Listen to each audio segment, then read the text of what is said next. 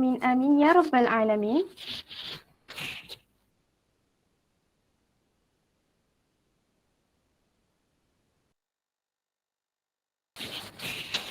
Yang berusaha Puan Anis Alisha binti Abdullah, Pengarah Institut Pendidikan Guru Kampus Tun Abdul Razak.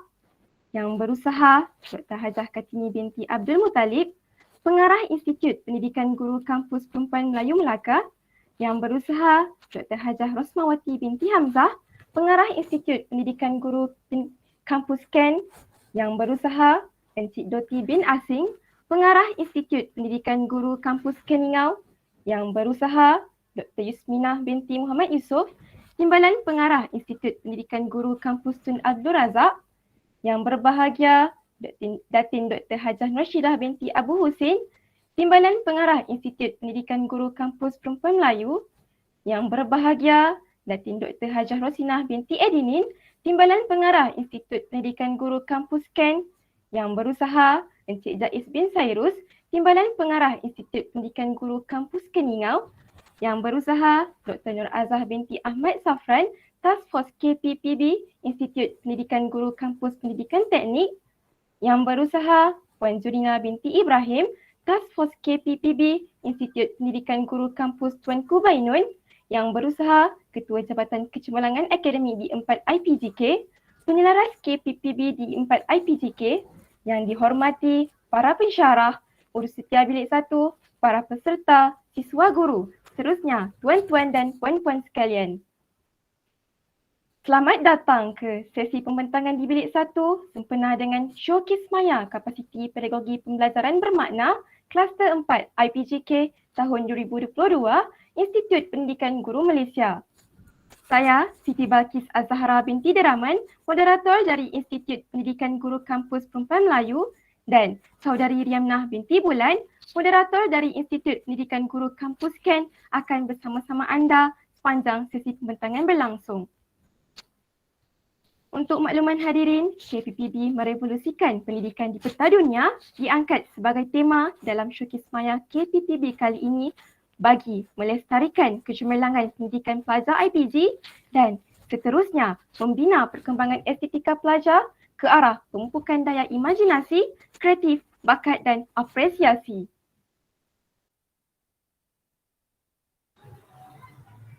Hadirin sekalian, sebelum kita memulakan sesi pembentangan selari, suka pihak kami umumkan beberapa garis panduan yang perlu dipatuhi oleh para peserta sepanjang pembentangan selari ini berlangsung. Video sesi pembentangan akan dimainkan selama 10 minit. Selepas sesi pembentangan, sesi maklum balas peserta bersama Task Force akan dijalankan dalam masa 10 minit. Loceng pertama akan dibunyikan pada minit ke-8, manakala loceng kedua akan dibunyikan pada minit ke-10 yang menunjukkan sesi bersama Task Force telah berakhir. Peserta perlu meneliti mikrofon, berada dalam keadaan baik bagi mengelakkan daripada berlakunya sebarang gangguan. Peserta hendaklah mengelakkan diri daripada melakukan provokasi yang menyentuh isu-isu sensitif dalam masyarakat sepanjang sesi pembentangan berlangsung. Oleh itu, pihak penganjur berharap agar para peserta dapat memberikan kerjasama dan komitmen yang baik sepanjang sesi pembentangan selari ini berlangsung.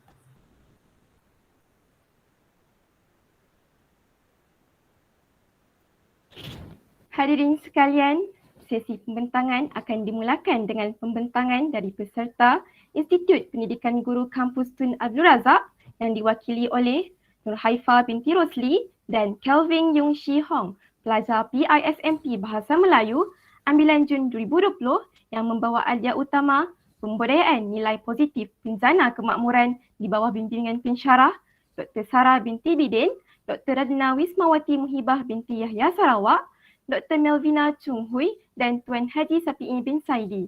Tanpa membuang masa, dipersilakan kumpulan pertama untuk mempersembahkan pembentangannya.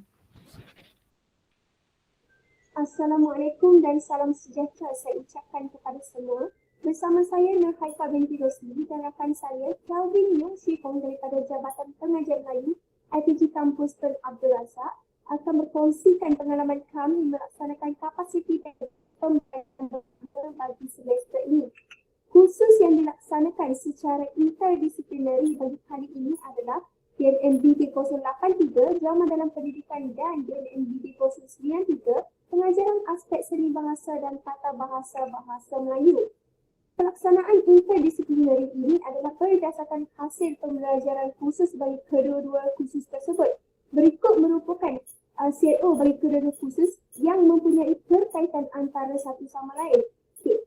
Berdasarkan CLO yang telah pun disenaraikan berikut, kami telah pun merungkai bagi mendapatkan perincian dengan lebih lanjut. Perungkaian terhadap CLO tersebut mendapati bahawa TBI bagi kedua-dua kursus tersebut adalah pembudayaan nilai positif penjana kesejahteraan, dan EQ bagi DNMBT 083 yang pertama, bagaimanakah cara untuk menulis skrip drama yang kreatif, dan yang kedua, apakah ciri-ciri penulisan skrip drama yang baik menurut rakan pembelajaran ke arah penjanaan kesejahteraan, dan yang ketiga, bagaimanakah pelajar dapat menerapkan nilai positif penjana kesejahteraan dalam menghasilkan skrip drama untuk pendidikan sekolah rendah. Yang seterusnya untuk BNMB 3093, itu yang pertama adalah apakah kriteria penting dalam perancangan RPH, dan yang kedua, bagaimanakah menghasilkan RPH yang lengkap dengan menerapkan elemen nilai positif dalam menjana kesejahteraan, dan yang ketiga adalah sejauh manakah nilai positif penjana kesejahteraan dapat diterapkan dalam rancangan RPH bagi aspek seni bahasa ataupun tata bahasa. Penjelmaan kepada TBI dan juga EQ itu tadi dapat dilihat pada tugasan yang pertama dan tugasan yang kedua bagi BMNB 083 dan BMNB 093. Untuk BMNB 083, tugasan yang pertama adalah secara individu, kami dikehendaki untuk menghasilkan skrip drama yang untuk pendidikan sekolah rendah yang bercirikan pembudayaan nilai positif penjana kesejahteraan, dan berdasarkan skrip tersebut, tugasan kedua, kami dikehendaki melakonkan drama tersebut secara berkumpulan selama 30 minit.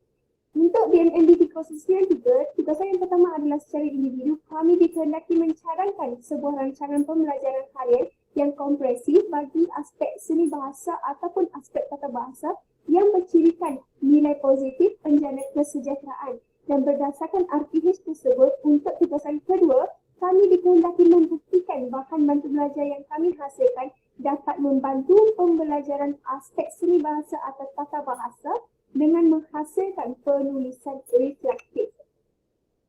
Okey, berikut merupakan 5 model KPTB yang telah pun kami aplikasikan. Yang pertama adalah model pembelajaran murid, dan alhamdulillah kami berjaya aplikasikan ketiga-tiga model ini, iaitu daripada BCB, kami merancang menilai apa yang kami pelajari dan kami membina matlamat untuk mendapatkan mutu yang lebih baik. Kami juga membuat penilaian-penilaian kreatif dan meneliti segala maklum balas yang kami terima bagi tujuan penambahbaikan. Untuk aspek perhubungan, kami sedar yang tugasan ini kami bertanggungjawab untuk menyiapkannya bukan untuk kepribadian sahaja, malah untuk masyarakat.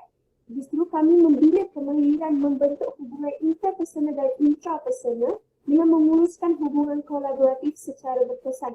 Untuk aspek aspirasi pula, kami percaya akan kemampuan diri kami dan kami sedar jangkaan daripada orang lain terhadap kami untuk menyiapkan tugasan ini, dan kami dapat membina dan menilai kriteria kejayaan secara bersama. Okay. Untuk ini merupakan proses BCB yang kami lalui daripada menetapkan matlamat sehinggalah mengaplikasikannya dalam penghasilan tugasan kami. Okey, untuk model reka bentuk pembelajaran pula, kami juga menerapkan keempat-empat learning design tersebut. Yang pertama adalah rakan pembelajaran di mana kami melakukan kerjasama dan mendapatkan maklum balas daripada rakan-rakan, para pensyarah dan juga komuniti luar untuk mendapatkan maklumat dan juga maklum balas daripada mereka bagi menghasilkan penghasilan tugasan yang bermutu. Persekitaran pula, kami telah membina iklim budaya pembelajaran dengan bantuan rakan-rakan dan juga pensyarah sendiri, di mana kami dapat membina satu iklim pembelajaran yang boleh berlaku pada bila-bila masa sahaja, di mana sahaja serta dapat membina kerjasama dan kemahiran sosial. Untuk itu, pemanfaatan digital juga diaplikasikan.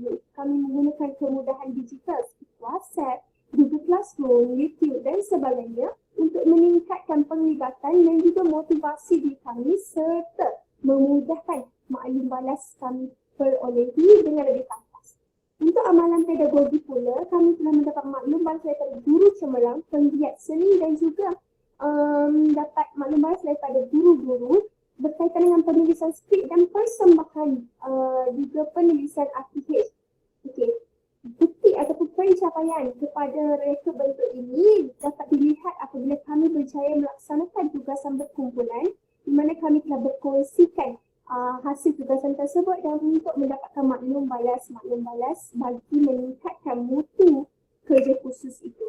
Berikut merupakan bukti program Bengkel Rakan Pembelajaran dengan Encik Dahili iaitu penulis negeri Sarawak dan proses program pementasan drama juga dianjurkan dengan menjemput Encik Dahili sebagai juri bagi memastikan mutu yang telah pun kami hasilkan itu. Seterusnya saya serahkan kepada rakan saya, Calvin Dipersi. Baiklah, melalui program pementasan drama yang mana kami telah pun membuat rakaman terhadap drama yang telah dipentaskan, kemudian kami buat naik video tersebut ke dalam platform YouTube untuk mendapatkan maklum balas rakan pembelajaran. Jadi berikut merupakan antara contoh-contoh maklum balas rakan pembelajaran mengenai video rakaman yang telah kami buat naik berkaitan tentang pementasan drama tersebut. Baiklah, seterusnya saya akan membincangkan tentang kompetensi global 6C yang dicapai sepanjang proses ataupun pengalaman melaksanakan KPBB ini. Yang pertama saya adalah dari segi karakter. Karakter ini lebih kurang merujuk kepada bagaimana sikap dan juga personaliti seorang pelajar dalam proses pembelajarannya. Di mana seorang pelajar itu akan belajar cara belajar dengan mengaplikasikan konsep pakai dan juga yang merangkumi pengetahuan, tanggungjawab dan integriti dalam melaksanakan tugas dan juga proses pembelajarannya. Kemudian dari segi C yang kedua iaitu citizenship. Citizenship ini adalah merujuk kepada bagaimana seorang pelajar itu memahami nilai serta perspektif global serta melibatkan diri dalam perkembangan dunia semasa, misalnya melalui pemanfaatan digital. Dan kemudian dari segi collaboration iaitu bagaimana seorang pelajar itu saling bergantungan dengan orang sekelilingnya yang merangkumi rakan sekelas, rakan pembelajaran dan juga pensyarah, di mana pelajar itu perlu berinteraksi antara satu sama lain dalam suatu dengan orang sekeliling.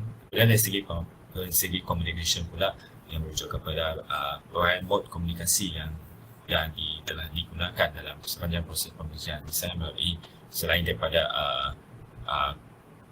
komunikasi secara bersemuka dengan pensyarah dan rakan-rakan serta rakan pembelajaran, pelajar juga menggunakan platform digital seperti WhatsApp, Telegram dan sebagainya. Kemudian segi kreativiti pula yang mana merujuk kepada kemahiran berfikir pelajar dalam berfikir secara kreatif dan kritis untuk mencerna idea yang menarik.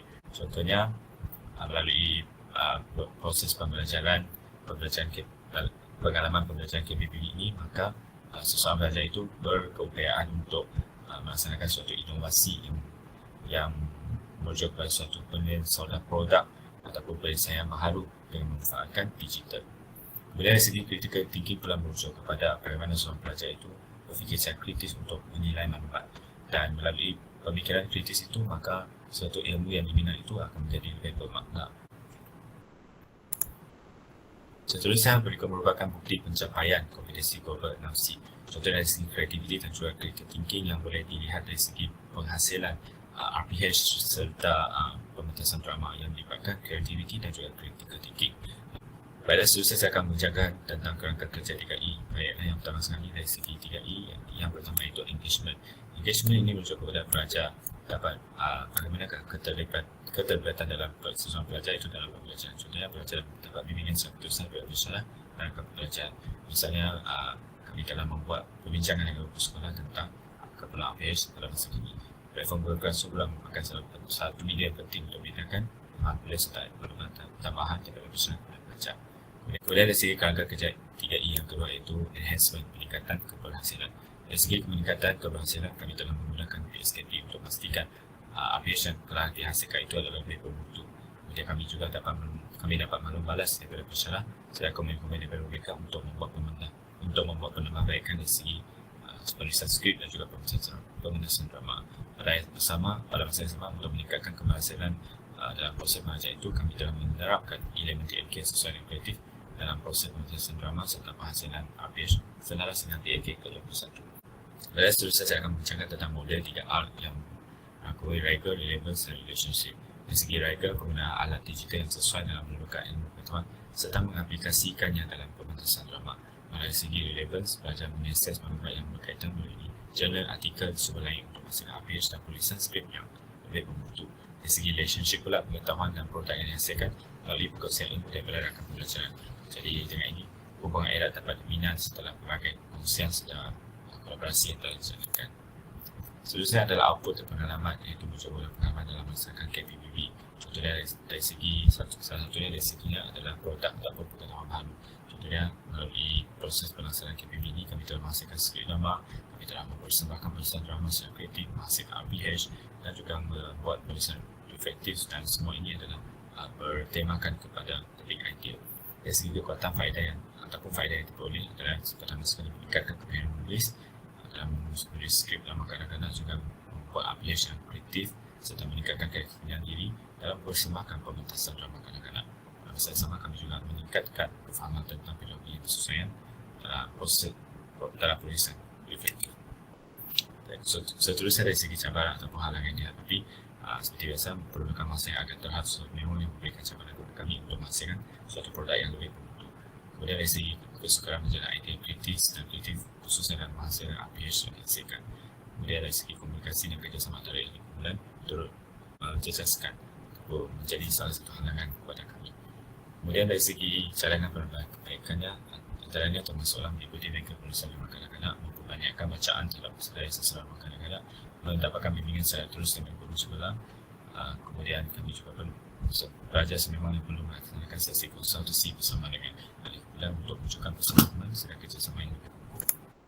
Kami juga merupakan bukti perasaan, contohnya dari segi perasaan drama dan juga ini merujuk kepada skrip drama yang telah dihasilkan, dan berikut pula merupakan RPH yang telah dihasilkan dalam ataupun tugasan-tugasan yang dihasilkan bagi kursus PMP 393. Baiklah, kami rasa itu sahajalah pandangan daripada kumpulan kami. Sekian, terima kasih.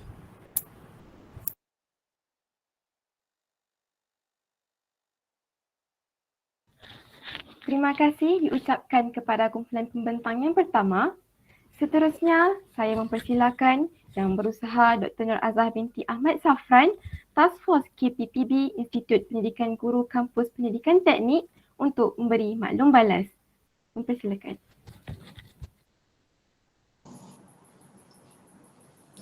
Bismillahirrahmanirrahim. Assalamualaikum warahmatullahi wabarakatuh dan salam sejahtera.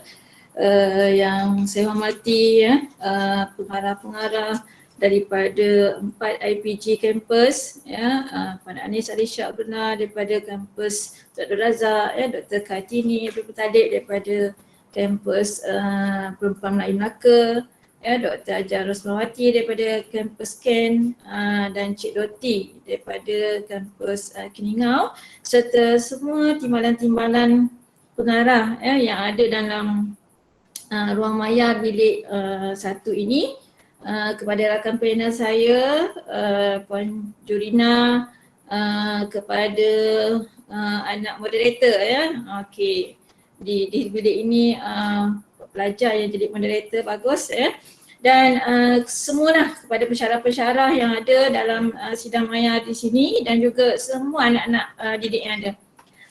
Alhamdulillah pada sesi yang pertama ini saya rasa dah terinspirasi dah dengan perkongsian yang dikongsikan oleh Nur Haifa, Rosli dan Kelvin Ying. Walaupun rakaman, saya dapat memahami dia punya proses pembelajaran tersebut. Dua kursus yang di interdisciplinary, BMMB 3083 dan BMMB 3093. Betul kan Haifa dengan Kelvin? Ya, betul. Betul, okey. Dan saya nampak dekat situ begitu rapi dan begitu tersusun ya, bagaimana proses pembelajaran atau pengalaman yang telah awak lalui ya, mengikuti kedua-dua kursus ini ya. Dan saya nampak juga bagaimana proses gabungan tersebut ya memberi impak ataupun sedikit kesan mengaitkan antara dua-dua pengetahuan dan kandungan daripada kedua-dua kursus tu lah ya. Jadi tahniah dan syabas saya ucapkan ya. Cuma saya nak tanya juga lah ya, daripada ada big idea yang dirangka oleh pensyarah awak semua, iaitu pembudayaan nilai positif, penjana kesejahteraan. Betul kan? Ya, betul. Okey, penggunaan nilai positif penjana kesejahteraan. Dan saya nampak dekat situ ya. Jadi bagi peluang ada Haifa lah, wakil dengan Kelvin dua ni daripada rakan-rakan yang lain kan. Kalau saya bagi peluang dekat awak berdua ni, bagaimana awak lihat big idea ini ya mampu melonjakkan lagi awak dari segi pemahaman ataupun penguasaan kandungan untuk 3083 dan 3093. Okey, terima kasih Doktor. Okey.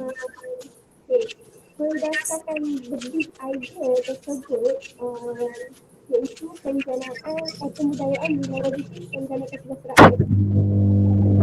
NDP 083. Kita tahu kedua-dua ini adalah berkait rapat dengan kanak-kanak iaitu di sekolah. Untuk NDP 3083 berkaitan dengan drama.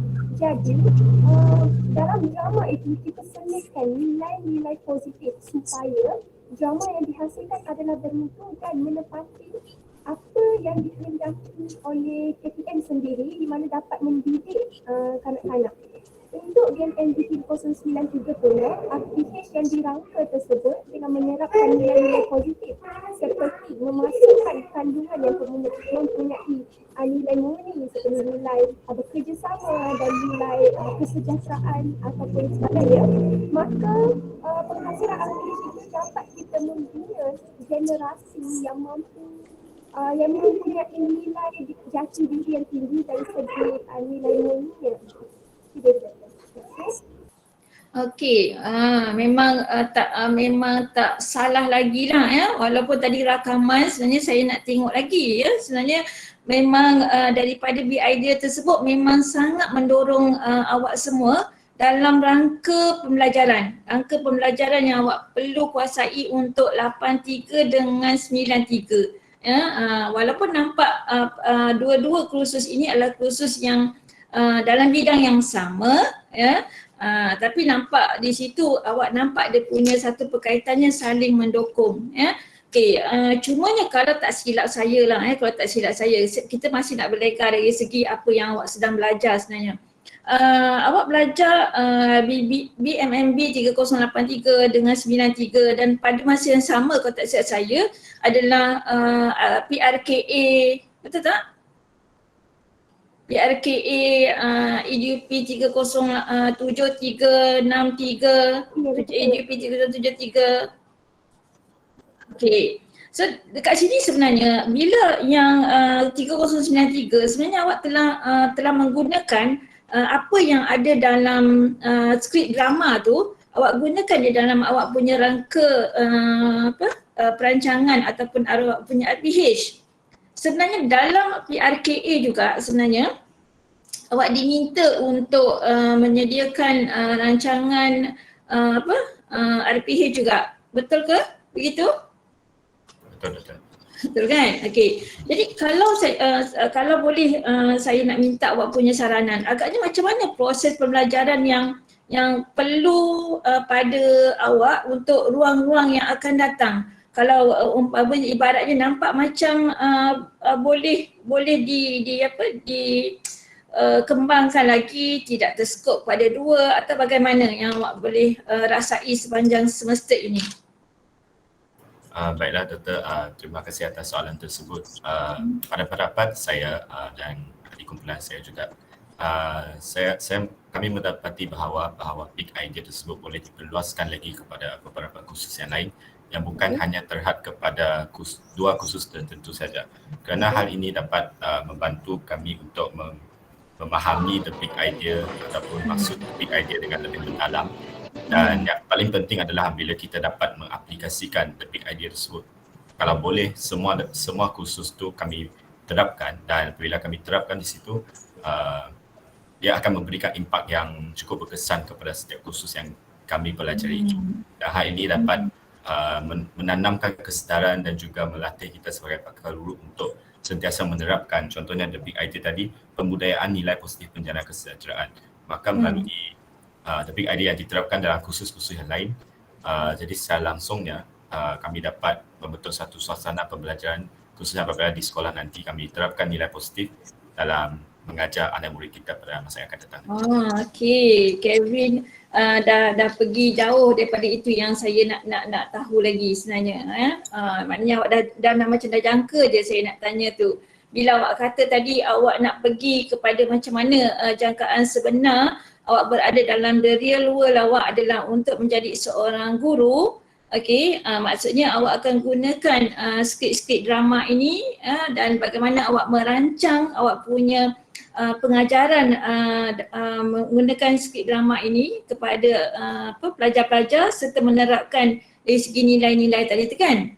So saya nak awak pergi sikit lagi, macam mana sebenarnya awak punya engagement dekat situ, awak nak memastikan adanya berlaku extension dari segi hasil drama awak tadi. Okay, hasil drama tadi saya nampak itu adalah awak punya ciptaan, awak punya rekaan yang awak fikir yang memang sesuai dengan DSKP. Saya dengar tadi apa awak kata. Maknanya memang memenuhi pun apa DSKP tu nak untuk memenuhi pembelajaran murid-murid awak kan.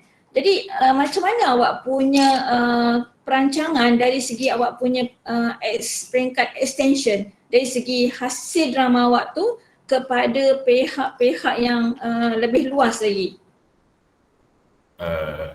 Saya berpendapat bahawa melalui drama yang telah kami persembahkan dan kami juga rekod hasil rakaman itu, di mana dia boleh menjadi salah satu contoh lah kepada sekolah-sekolah yang lain. Contohnya melalui kami berkongsikan drama tersebut kepada pihak sekolah, kepada guru-guru untuk meminta maklumat daripada mereka, dan melalui cara ini jugalah nanti pihak sekolah tu mungkin dia boleh menggunakan video tersebut untuk menunjukkan video yang kami hasilkan itu kepada anak murid, dan di situ murid-murid dapat mempelajari bagaimana cara untuk mempersembahkan drama yang selaras dengan objektif seperti yang ditetapkan dalam DSKP itu. Alright, okey. Tahniah daripada saya, Kevin dan juga Nur Haifa. Okey, jangan stop sampai sini. Impikan satu orang yang mungkin boleh menganalisis awak punya drama ini, yang mungkin boleh diterima sampai ke peringkat kementerian kan. Jumpalah dengan orang-orang yang bukan saja kepada siapa tadi, Encik Dariri Saini, tapi mungkin awak impikan jumpa kepada orang yang memang mungkin lebih pakar lagi dalam bidang drama yang boleh dipentaskan di sekolah dan sebagainya. Okey, teruskan pembelajaran awak ni. Alright? Okey, terima kasih dari saya. Terima kasih Doktor.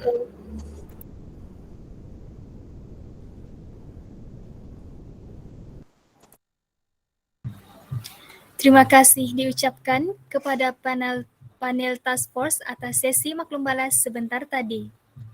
Seterusnya, dipersilakan kumpulan kedua untuk mempersembahkan pembentangannya.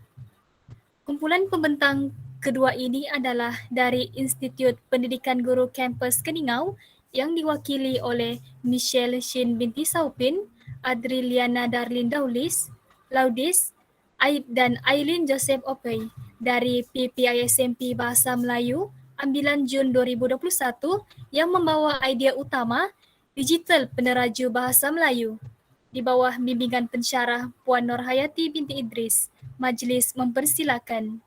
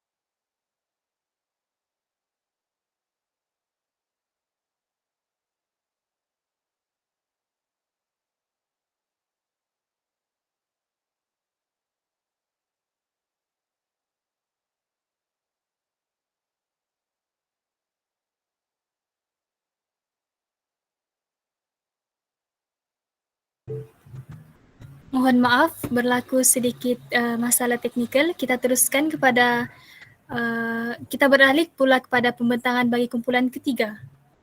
Oleh itu, saya mempersilakan kumpulan ketiga yang diwakili oleh Nur Humaira binti Misral, Kai Najla Nadira binti Hemki, Nur Izzatul Ala binti Syahrul Mubin, dan Faradiana binti Mukri, pelajar PISMP Sejarah Ambilan Jun 2021 dengan membawa idea utama Citra Negara Pemangkin Pembangunan Nusa dan Bangsa.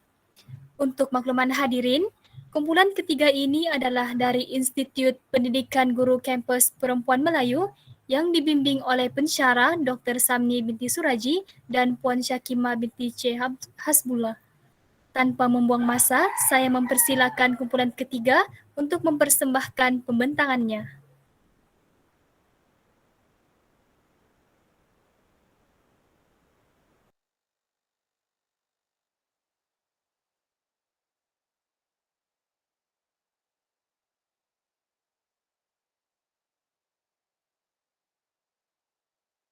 KPPB menerajui pendidikan dinamik, berfokuskan masa hadapan. Bismillahirrahmanirrahim. Assalamualaikum warahmatullahi wabarakatuh.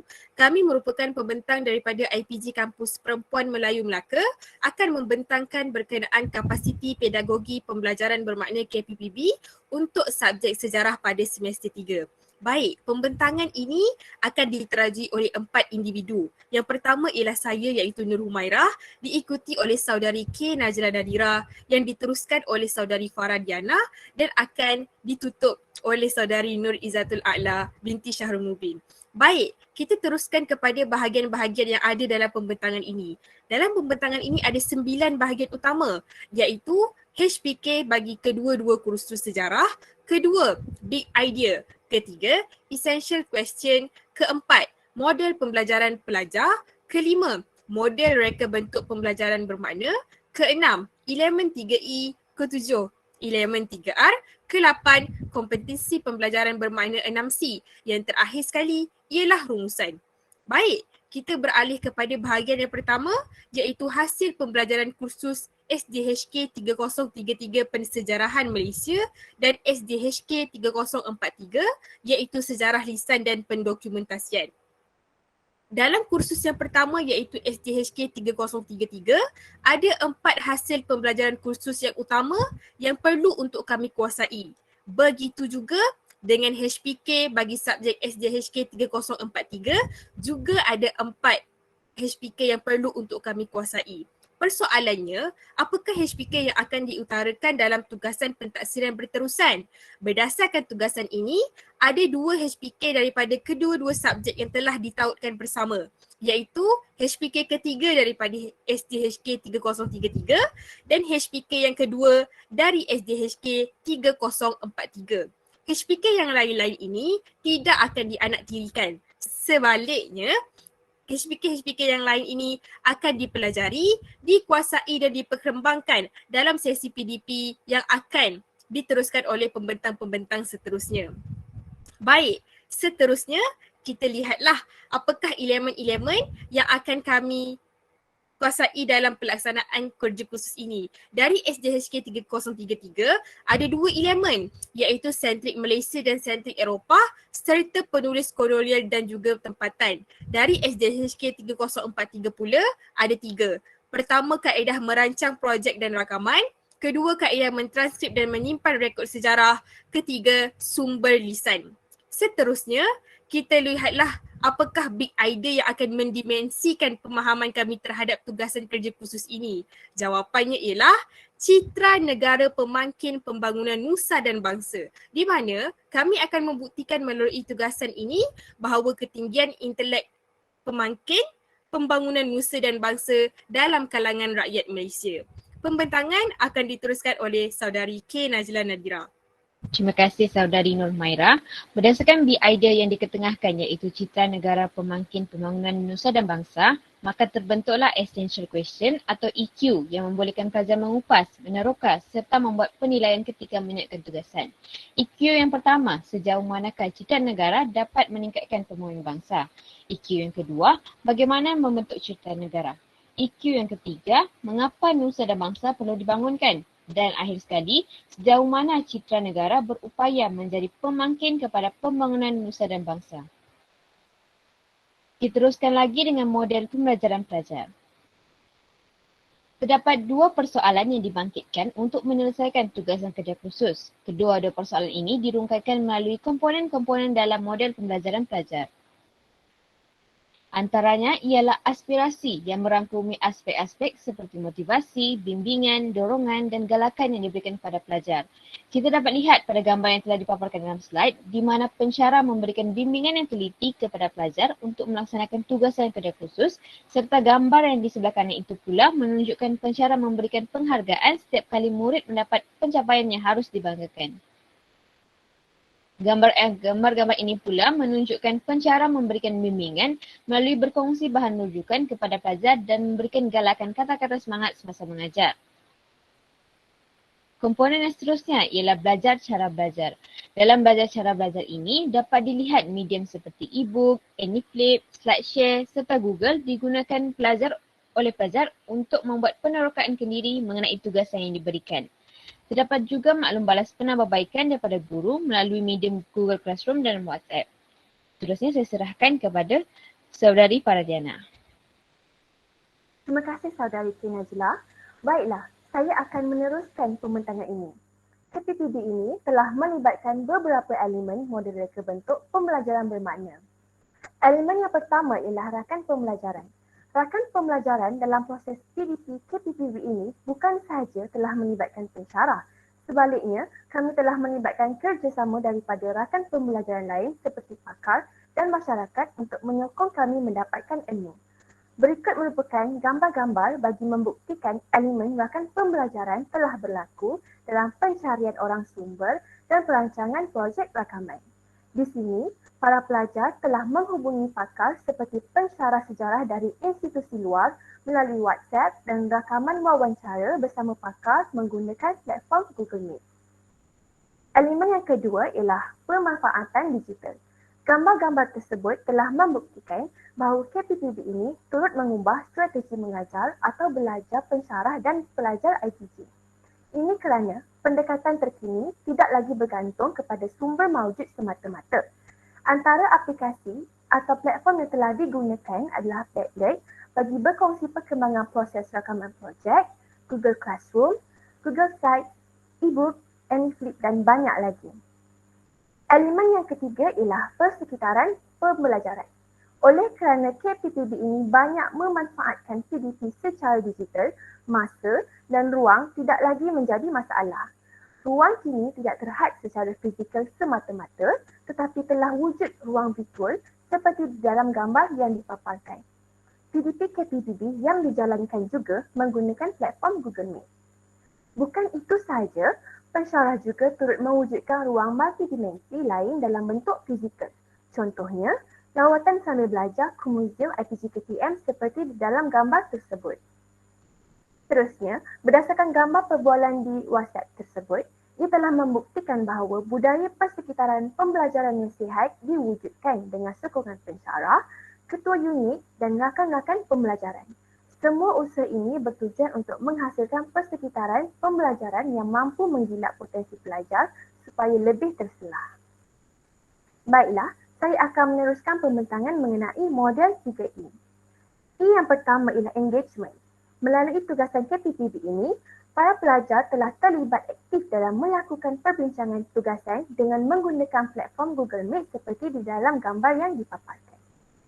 Bagi E yang kedua ialah enhancement.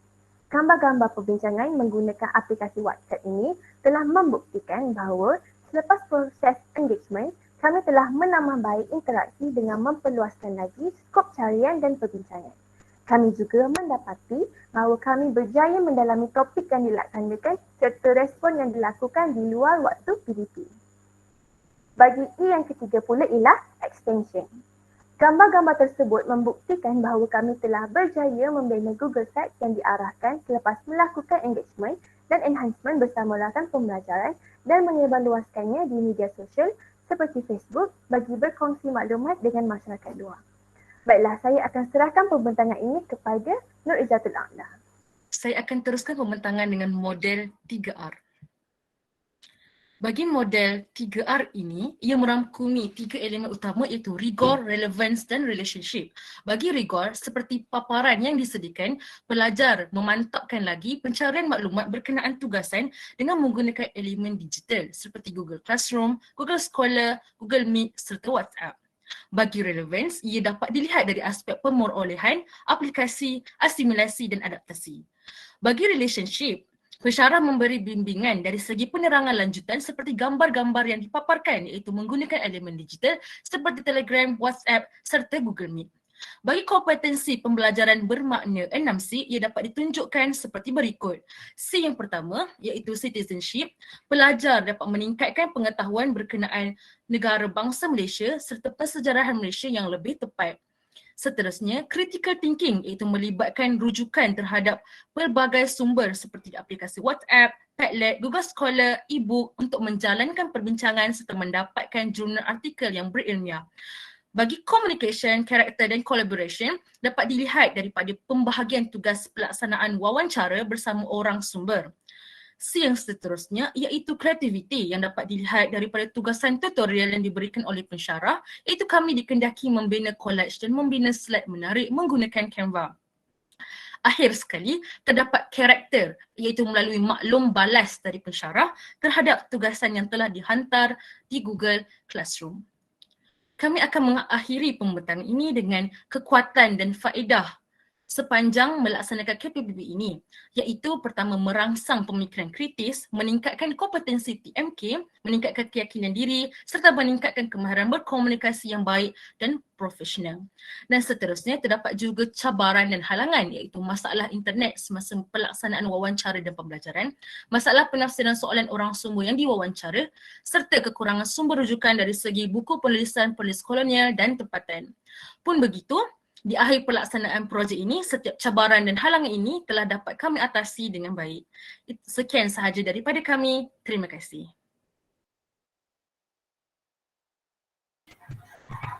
Terima kasih diucapkan kepada kumpulan pembentang yang kedua. Seterusnya, saya mempersilakan yang berusaha, Puan Jurina binti Ibrahim, Task Force Institut Pendidikan Guru Kampus Tuanku Bainun untuk memberikan maklum balas. Bismillahirrahmanirrahim. Dengar tak suara saya? Assalamualaikum dan selamat petang ya. Okey. Kali pertamanya saya ucapkan tahniah ya kepada Sri Kandi daripada Perempuan Melayu Melaka dan tahniah juga kepada pensyarah pembimbing ya. Okey, daripada mula saya dapati anak-anak ini telah mengalami dan melalui proses KPPB ya. Jadi cuma saya nak bertanya kalau mestilah ada Q&A ya. Seterusnya memang saya nampak jelas kepahaman Sri Kandi ni semua dari segi kepahaman adaptasikan inisiatif KPPB ini. Okey, cuma dalam tadi waktu saya melihat daripada segi idea itu, kemudian essential question. Saya tengok essential question itu ada 4, betul? Okey, essential question tu untuk subjek yang mana? Essential question tu untuk kedua-dua khusus yang digabungkan. Okey, ini untuk penambahbaikan ya, setiap daripada subjek yang kita belajar tu dia mempunyai topik ataupun kemahiran yang berbeza. Jadi kita boleh menambah baik ya sebenarnya apabila kita membuat BID tu dan kamu sebagai pelajar juga selalunya bila kita tengok waktu pensyarah memberi taklimat kerja khusus atau taklimat course outline ya, memberi course outline tu, kamu membaca tu kamu terfikir tak apa yang kamu nak belajar di situ? Ada terfikir tak? Ada. So sebenarnya dalam proses melalui proses KPPB, itulah sebenarnya essential question tu boleh terbina apabila kamu bertanya dengan pensyarah soalan-soalan yang akan kamu perlu tahu. Itulah success criteria ya towards the end, apa yang kamu nak belajar. Di sinilah saya nampak ya proses KPPB ni berlaku. Adakah kamu diberi autonomi sebagai pelaksana dalam apabila kamu mengadakan learning partnership itu. Sebab itu saya daripada EQ tu saya nak pergi balik kepada rakan pembelajaran. Adakah anak-anak ini sebahagian dia ada berapa orang dalam kelas ni? Dalam kelas kami ada 16 orang. Ada berapa sejarah ada berapa grup semester ni? Semester ni satu grup saja. Okey, 16 orang. Dalam 16 orang ni apabila kita ada learning partnership tu kan, rakan pembelajaran dijemput siapa tadi? Saya tak lepas betul tadi. Ada. Siapa nama? Jemputan Dr. Azmi Arifin. Dr. Azmi Arifin dari USM. Okey. So masa proses melalui proses rakan pembelajaran tu, adakah anak-anak ini diberi autonomi untuk membuat ataupun melaksanakan rakan pembelajaran tu, program tu? Okay, terima kasih Doktor atas soalan. Sewaktu pelaksanaan wawancara dan program rakan pembelajaran tu, semua pelajar diberikan autonomi dan juga peluang untuk melaksanakan wawancara mengikut pengalaman dan juga pengetahuan yang telah kami pelajari dalam subjek SJHK 3043. Sebab dalam subjek SJHK 3043 ni dia lebih berfokuskan kepada sejarah lisan. Bagaimana kita merancang projek, bagaimana kita nak mentranskrip wawancara dan sebagainya. Dan gabungan subjek SJHK 3033 Pensejarah Malaysia pula dapat dilihat dari segi kami sama-sama bincang, brainstorm tentang apa tajuk dan juga soalan-soalan yang kami akan utarakan kepada ahli panel kami. Pensyarah juga ada memberi bimbingan dengan cara pensyarah membetulkan soalan kami supaya lebih jelas, dan juga pensyarah-pensyarah juga memberi alternatif. Kalau orang sumber ni dia tidak menepati beberapa kriteria, pensyarah ada bagi saranan orang-orang sumber yang lain. Itulah rakan pembelajaran kami dari segi orang luar, pensyarah, dan juga kami juga diberi autonomi untuk menjalankan wawancara ini dengan baik. Okey.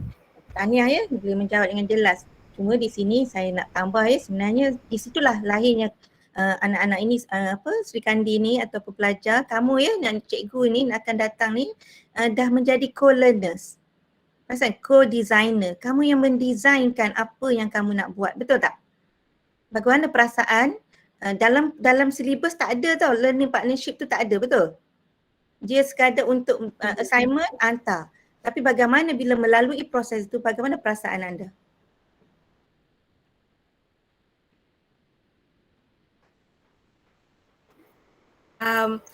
Perasaan saya wakilkan rakan-rakan saya lain ya. Perasaan kami sewaktu kami melaksanakan projek kajian KPPB ni, pada awalnya memang macam rasa macam susah ni nak buat sebab kita nak kena cari dua bahagian, di mana pertama kami kena cari buku-buku penulisan kolonial, yang kedua baru kami akan berbincang dengan ahli panel berkenaan kesahan penulis-penulis kolonial tu. Tapi semasa di sepanjang kami melaksanakan wawancara, menjalankan program ini, kami dapat mengaplikasikanlah banyak pengetahuan bukan setakat daripada apa yang kami belajar di semester ini sahaja. Namun di semester-semester sebelum ini baru kami rasa adalah fungsi macam kita boleh guna kemahiran yang kita guna dekat semester 1, boleh masuk juga. Kemahiran yang kita belajar dari segi profesional perguruan, macam mana kita nak dekati orang sumber, macam mana kita nak bagi surat dan sebagainya, semua kita dapat aplikasikan. Jadi kami rasa program-program sebegini memang sangat bagus untuk kami praktis dan cuba untuk mendalami program-program yang melibatkan kajian, melibatkan pembacaan lanjut, penggunaan pelbagai medium pencarian di Google Scholar dan sebagainya, sebab pencarian ni dia bukan berpunca daripada satu platform sahaja, berbagai-bagai platform dengan berbagai cara. Jadi kami rasa memang sangat seronok dan hasilnya pun kami rasa puas hatilah dengan hasil kami dapat macam terjawab segala essential question dan juga soalan-soalan yang pada awal kami tetapkan. Macam itu. Okay, tahniah ya. Okay, adakah orang lain pula ya, ramai ni kan, daripada 16 ni 4 je dapat terpilih nak masuk. Rasanya lagi berapa orang lagi tu mesti kalau boleh saya pun nak ada dalam ni. Bukan senang ya. Inilah karakter ya. Terbinalah karakter bagaimana nak cara live, bukan mudah, keberanian dah ada tu, alhamdulillah. Okey. Apabila kita dah melalui beberapa proses banyak ni cara belajar, okey, 3E, 3A, pemanfaatan digital, semua dah ada tu. Extensionnya tadi bagaimana ya sekarang, apa yang dipahamkan dengan pembelajaran bermakna?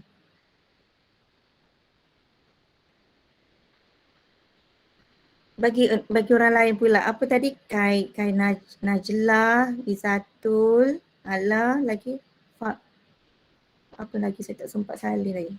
Umairat dah cakap ya. Kai Najla sedap nama. Izatul, Ala pun sedap nama.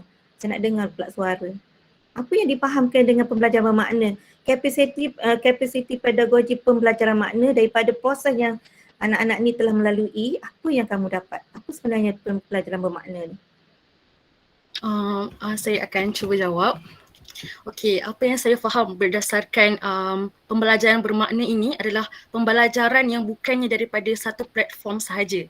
Seperti yang kita tahu, dalam KPPB ini, kita pada asalnya kita memang ambil maklumat daripada pensyarah itu sendiri. Tapi apabila adanya KPPB ini, kita akan cuba untuk meneroka maklumat dengan sendiri dengan pelbagai platform dan melibatkan elemen-elemen digital, iaitu seperti yang kami bentangkan tadi. Kami ada gunakan Google Scholar untuk mencari maklumat. Kami juga membuat perbincangan di WhatsApp, juga ada perbincangan di Padlet. Jadi pembelajaran tu jadi lebih bermakna dan kami juga dapat belajar macam mana bagaimana cara untuk menggunakan TMK dengan lebih baik. Itu saja. Okey, itu dari segi manfaatan digital. Sebenarnya pelbagai makna yang kamu dapat ni bagaimana kamu membuatkan program tu. Learning partnership tu tidak ada dalam syllabus sebenarnya, betul? Okey, sekiranya kamu berapa tahun lagi nak keluar mengajar ni? Tahun ke berapa ni? Tahun pertama. Ada 3 tahun lagi, year 1 ya? Okey, sekiranya akan datang ya, mungkin waktu praktikum lah katakan, nak pergi posting lambat lagi. Praktikum sekiranya guru besar ke ataupun kata okey boleh ke kita adakan program rakan pembelajaran, berani tak kamu mengambil sahut cabaran itu? Berani. Berani. InsyaAllah sebab kita dah melalui kan, dah macam mana proses nak buat soalan, bagaimana nak approach orang yang kita tak biasa, betul?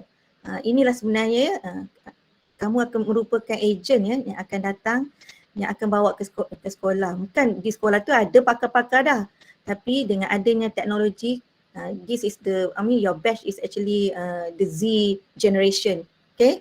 Yang memang akan sangat mahir dalam teknologi dan juga pelbagai perkara baru. Okay, tahniah, alhamdulillah, congratulations.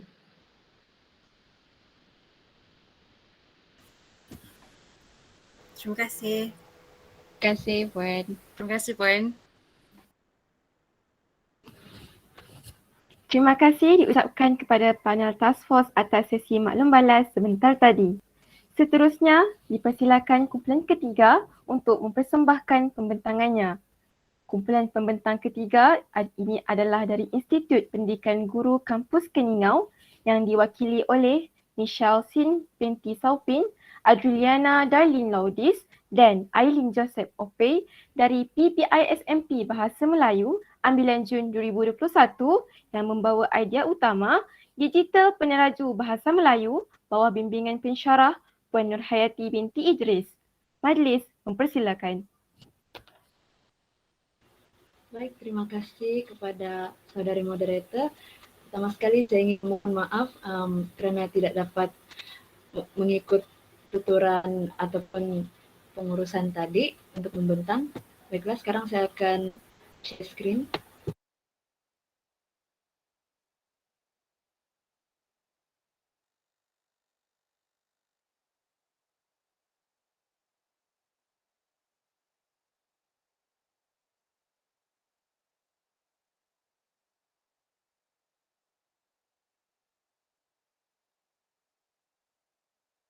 Cemara.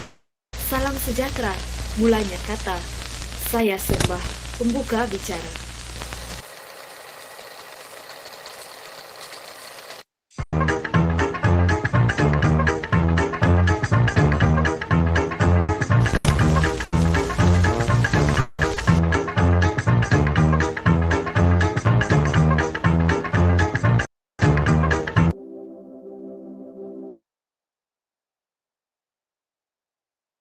Sebelum tu semua boleh nampak skrin saya atau dengar dari awal?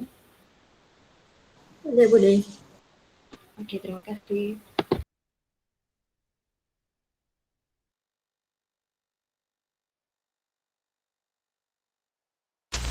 Melati kuntum, tumbuh melata, sayang berbah di pohon cemara. Salam sejahtera, mulanya kata, saya sembah, pembuka bicara.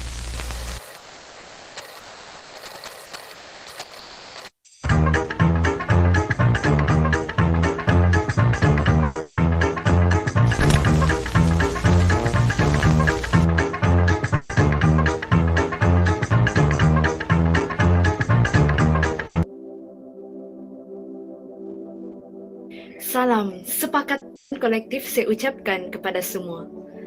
Kami daripada kumpulan Bahasa Melayu pertama yang terdiri daripada saya sendiri, Aileen Joseph Opey, bersama 2 orang rakan pembentang saya, Saudari Michelle Sin binti Sopin, dan Saudari Adriana Darlin Lodis. Pada hari ini, kami akan mengongsikan pembentangan e-showcase Capacity Pedagogi Pembelajaran Bermakna KPPB yang berfokuskan kepada kursus santunan berbahasa dan asas pembelajaran digital. Sebagai permulaan, mari kita lihat terlebih dahulu kedua-dua soalan tugasan kerja kami. Seperti yang dapat dilihat, kedua-dua tugasan kerja kursus ini mengkehendaki kami untuk menguasai kemahiran teknologi digital bagi mencipta sebuah laman sesawang yang boleh digunakan untuk aktiviti pengajaran dan pembelajaran. Oleh itu, sebagai sebuah penyelesaian untuk menyiapkan tugasan kerja kursus yang berfokuskan kepada dua kursus yang berbeza, inilah perkara-perkara yang perlu kami sediakan. Pertama sekali, kami perlu mempunyai pengetahuan dalam menggunakan creation tool yaitu Google Site. Kedua, kami perlu memiliki creativity. Dan akhir sekali, kami perlu mempunyai pemikiran yang kritis. Dengan itu, perkara-perkara ini sudah cukup menjelaskan the big idea kami yaitu digital peneraju bahasa Melayu. Tanpa membuang masa, mari kita lihat bersama hasil produk terakhir kami. Tajuk besar kekeluargaan ini merupakan sebuah tema yang diambil daripada bab 1 buku teks bahasa Melayu tahun 3. Melalui tema ini, kami akan membantu murid-murid untuk mempelajari mengenai kata kerja. Objektif kami di sini adalah untuk memastikan murid-murid mampu mengenal pasti kata kerja aktif daripada video yang kami hasilkan sendiri. Yang kedua, kami juga ingin agar murid-murid membina 5 ayat menggunakan kata kerja aktif mengikut cara yang betul sepanjang menggunakan laman sesawang ini dalam aktiviti pengajaran dan pembelajaran mereka. Kita beralih pula kepada halaman yang kedua yang kami beri nama sebagai kata kerja. Pada halaman ini kami telah menyediakan nota-nota berkaitan dengan topik pembelajaran. Nota ini disediakan bagi membantu murid memahami topik pembelajaran dengan lebih mendalam serta untuk menjadi rujukan kepada murid untuk menyiapkan aktiviti yang akan diberi. Seperti yang kita dapat lihat pada sebelah kiri laman sesawang ini merupakan nota pertama, yaitu nota yang menerangkan tentang definisi kata kerja. Baiklah, nota yang kedua kami telah sediakan berbentuk animasi. Hal ini untuk menarik minat ataupun perhatian murid untuk membaca nota ini. Nota ini juga disediakan dalam bentuk peta minda supaya murid dapat diderakan dengan kaedah membuat nota menggunakan peta minda.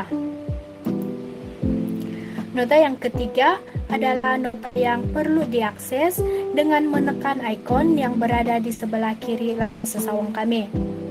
Apabila murid menekan ikon tersebut, murid akan dibawa ke halaman sesawang Google dan berkaitan juga telah disediakan berbentuk peta minda. Nota yang terakhir juga adalah sama seperti nota yang ketiga tadi, yang mana murid perlu menekan ikon untuk mengakses nota tersebut. Dalam nota yang terakhir ini, nota ini adalah berbentuk anyflip yang menerangkan murid definisi kata kerja, contoh kata kerja, dan cara membina ayat menggunakan kata kerja. Baiklah, dalam laman web ini juga kami menyediakan beberapa aktiviti menarik yang mampu mengukuhkan lagi pemahaman murid mengenai topik yang dipelajari. Aktiviti yang pertama kami namai sebagai aktiviti Jom Menyanyi.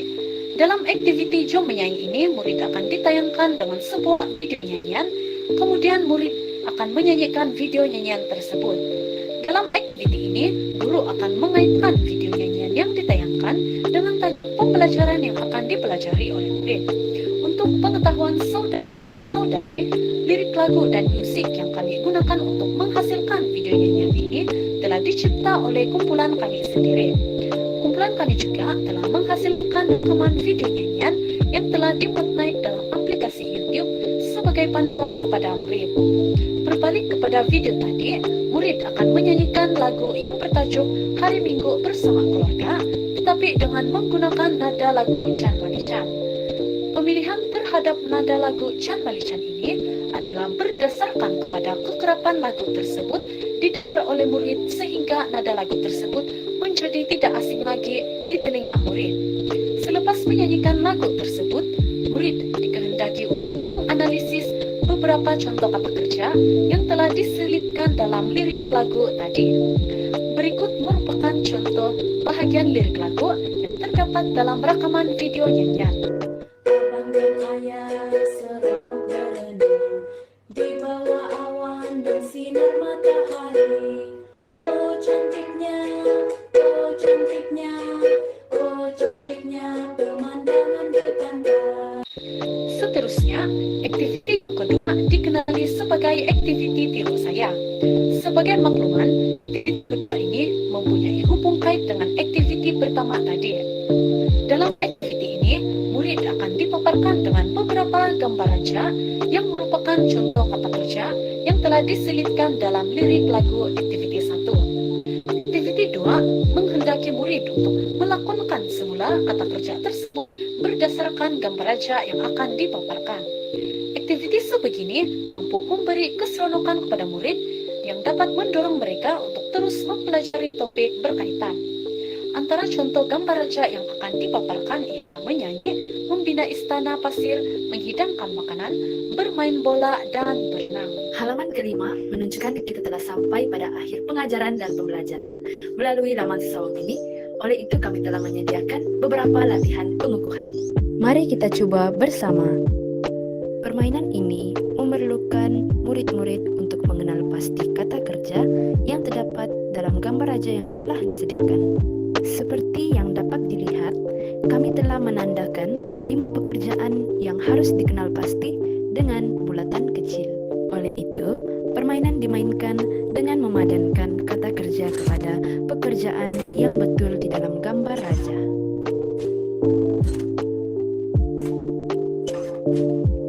Selesai menjawab, murid boleh menekan butang submit answer. Tahniah kerana telah menjawab dengan betul. Seterusnya kita akan beralih kepada halaman yang terakhir, yaitu halaman ke-6. Halaman ini dinamakan sebagai uji minda. Latihan pengukuhan ini memerlukan murid-murid untuk mengelaskan kata kerja pada tempat yang betul. Contohnya, kata kerja menggoreng diletakkan dalam kelas imbuhan meng. Kata kerja membeli diletakkan dalam kelas imbuhan mem. Kata kerja bersorak diletakkan dalam kelas imbuhan ber. Dan kata kerja menulis diletakkan dalam kelas imbuhan men.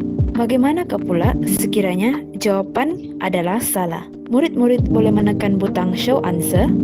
Butang correct answer hendak ditekan untuk melihat jawaban yang betul. Baiklah, sekarang kita masuk kepada pengalaman menyediakan produk berdasarkan kerangka 3I, yaitu engage, enhance, dan extend. Yang pertama merupakan engage ataupun engagement, dalam bahasa Melayunya penglibatan. Antara pengalaman kami ialah pelajar telah diberi taklimat mengenai tugasan kerja kursus, kemudiannya pelajar merancang dan melaksanakan kerja kursus tersebut. Seterusnya, pelajar juga berbincang sesama rakan pembelajaran untuk mendapatkan maklumat tentang pelaksanaan KPPB. Terakhir, pelajar juga telah berhubung kepada mengenai pembinaan RPH, laman sesawang, dan pelaksanaan KPPB. Kerangka kerja yang seterusnya ialah ini. Dalam kerangka ini, pelajar akan mengaplikasikan penggunaan teknologi terhadap elemen TMK yang sesuai dan kreatif dalam penghasilan produk. Hal ini kerana teknologi memudahkan pelajar untuk melaksanakan pembelajaran dan tugasan kerja kursus. Antara contoh penggunaan teknologi yang telah diaplikasikan ialah penggunaan grafik menarik, YouTube, Canva, dan Woodwall. Pelajar juga telah mendapatkan sokongan dan panduan daripada pensyarah pembimbing dalam menghasilkan produk akhir tersebut. Akhir sekali ada I yang ketiga. I yang ketiga ini adalah extension yang juga dipakai sebagai peluasan ataupun keberhasilan. Di sini, Pelajar telah mencapai tahap extension melalui pelaksanaan pembentangan dalam anjuran Majlis Penutupan Showcase KPPB di IPJ Kampus Keningau. Mari lihat kemeriahan majlis penutupan kami.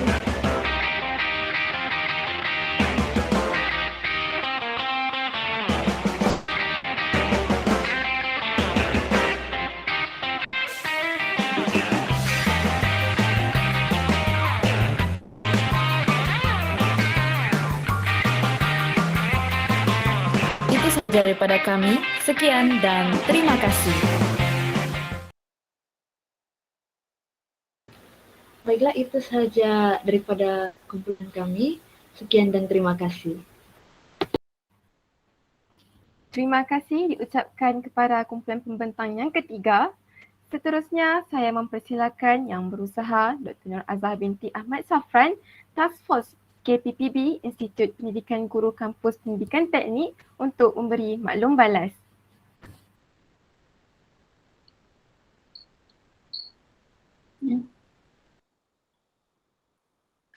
Okey, jumpa sekali lagi di sidang maya pada petang ini. Okey, selamat petang semuanya ya. Assalamualaikum yang ada. Okey, pertama-tamanya saya gembira pada petang ini bersama-sama saya yang baru saja berkongsi pengalaman pembelajaran yang dilalui. Ini baru SEM 1 ke? Ya, kami tahun 1 kan? DPI SMP semester 2. Semester 2, okey. Jadi dekat sini awak dah sampai kepada stage ini, peringkat ini, maknanya dah begitu dah begitu satu peluang yang meningkatkan satu perkongsian dan mampu berkongsi pula dengan apa yang awak alami. Dan saya nampak dari segi apa yang awak kongsikan tadi, okey, itu adalah yang sebenar-benarnya awak lalui melalui kursus BMMB 1144 tu, dan bagaimana awak telah mendigitalkan dari segi awak punya pembelajaran yang patutnya dilalui dalam GAPD 1032 kan. Awak gunakan pengetahuan dan kemahiran dalam GAPD, tapi awak jelmakan ia dalam BMMB 1144 kan, betul kan? Jadi saya nampak betul. Saya cuba nak faham bagaimana sebenarnya awak kongsikan dari segi keseluruhan proses yang awak telah hasilkan melalui kedua-dua pengetahuan dan kemahiran daripada dua-dua kursus tu. Tahniah dan syabas. Jadi walaupun saya tercari-cari sebenarnya dari segi kalau kata kita dalam proses KPPB ni memang kita ada satu proses yang tersusun, tapi saya cuba memahami dari segi konteks output yang awak tunjuk, dan saya cuba untuk menjajarkan dalam konteks adanya kat situ learning partner, adanya kat situ dari segi macam mana awak nak buat 3E, 3R, so very good kat situ ya. Jadi maknanya terbukti dengan jelas apa yang awak dah lalui sepanjang semester ini. Okay, syabas juga kepada awak punya pensyarah. Cuma saya nak tanya jugalah kan, dalam BMMB tu adalah santunan berbahasa. Betul kan? Subjek santunan berbahasa. Betul. Jadi sebahagian yang awak kongsikan tadi hanya dalam aspek kata kerja sebagai hasilan awak punya kerja khusus. Jadi itu merupakan awak punya mini making, awak punya learning process, semua tu kan. Jadi kalau saya nak pergi lebih jauh lagi, awak nak jadi sebagai guru bahasa Melayu. Betul kan? Keluar nanti jadi guru bahasa Melayu kan? Betul. Jadi macam mana awak nak bina seorang membina anak murid yang ada kesantunan dirinya, ya, sebab bila berbahasa tu dia lebih akan kepada komunikasi dan macam mana dia bersopan santun. Kita nak jadikan mereka sampai ke peringkat yang dia boleh jadi role model. Dan awak juga menguasai dari segi digital. Digital tadi maknanya awak nak menguasai dari segi bagaimana awak punya penguasaan bahasa tadi supaya dia seiring dengan era yang ada. Maknanya ada nilai-nilai etika yang diminta untuk ditanam dalam pembelajaran digital. Sama juga dalam bahasa Melayu tadi. Awak akhirnya awak nak anak-anak murid awak tu sebagai seorang yang begitu santun. Kan? Jadi macam mana awak lihat dua-dua kursus ini, ya, GAPD dengan bahasa tadi yang membolehkan awak membina anak-anak murid yang ada kesantunan dalam era digital ini. Okey, terima kasih doktor untuk soalan. Ini untuk pendapat saya, sekiranya menerusi laman sesawang yang kami sudah hasilkan tersebut, di sini kami ada sertakan arahan-arahan, di mana arahan-arahan itu kami letakkan unsur kesantunan. Kami letakkan di situ macam sila tekan ikon tersebut, begitu. Dan sekiranya juga dokter ada sebutkan, kiranya saya sudah menjadi guru bahasa Melayu, dan bagaimana saya mahu menerapkan lagi unsur kesantunan tersebut.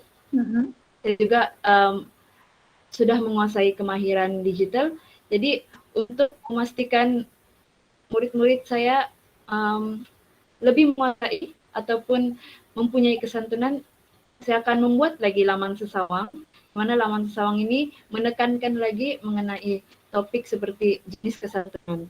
Dan di situ dalam laman sesawang tersebut kami sertakan beberapa ataupun seperti video-video, latihan pengukuhan atau aktiviti yang membolehkan murid-murid di situ lebih terdedah kepada santunan. Dan di situ ada juga bimbingan daripada guru-guru ataupun ibu bapa sekiranya mereka belajar dari rumah. Itu daripada saya, dokter. Okey. Saya nampaklah maksudnya ada unsur-unsur yang memang awak cuba untuk terapkan daripada penghasilan digital itu sendiri, dan juga bagaimana kesantunan bahasa Melayu itu telah disuntik di dalam awak punya penghasilan bahan digital. Alright, okey. Okey, jadi adakah awak punya B-idea tu benar-benar menyokong kepada kalau digital awak punya B-idea tadi adalah digital peneraju bahasa Melayu. Jadi adakah digital peneraju bahasa Melayu saja ke, ataupun sebenarnya kita nak tengok adakah hanya bahasa Melayu diterajui oleh digital? Okey, doktor.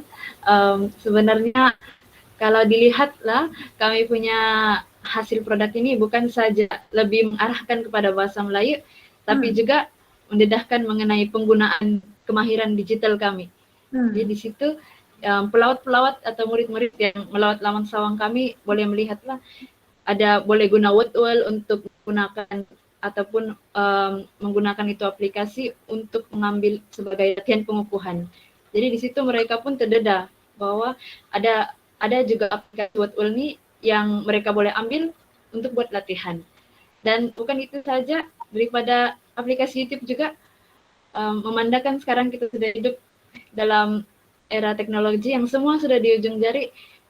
Jadi di sini juga para pelawat boleh lihat ataupun para murid bahwa video dari YouTube juga boleh membantu untuk mengajar mereka dalam topik pembelajaran. Okey, kalau saya tanya awak last soalan lah daripada kedua-dua kursus itu, kursus GAPD 1032 dengan BMNB 1144 dari segi CLO yang ada yang awak patut kuasai, daripada BMNB mungkin ada 3 kan, ni MK kan. Kemudian daripada GAPD ada 3 CLO. Alright, okay. Jadi kalau awak sendiri boleh nilai semula apa yang patut awak kuasai, dia punya pengetahuan dan kemahiran, berapa refleksi awak sendiri, berapa sebenarnya awak punya penguasaan terhadap semua kandungan tersebut?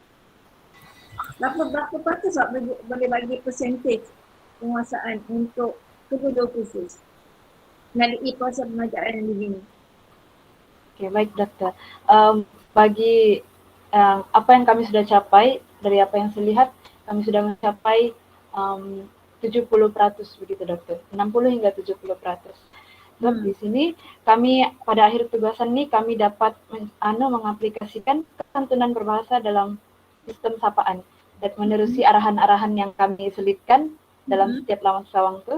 Dan ini juga khususnya bagi kursus yang asas pembelajaran digital GAPD 1. Di sini hasil pembelajaran kursus kami adalah untuk mengaplikasikan teknologi dan sumber digital dalam aktiviti pengajaran pembelajaran. Dan di sini sudah terbukti kami dapat mencapai hasil pembelajaran tersebut, doktor. Terima kasih, doktor. Tanya. So, saya harap awak gunakan apa yang telah diperolehi sepanjang pembelajaran ini untuk bekalan sebagai guru. Bukan maknanya pembelajaran ini tersekat kepada 3 CLO bagi 2 kursus awak betul kuasai, tetapi peringkat di mana sebenarnya awak boleh transfer bahagian knowledge and skill untuk kerjaya guru kelak. Dan bagaimana sebenarnya peranan awak sebagai seorang yang boleh membentuk nilai insan murid-murid kita tadi.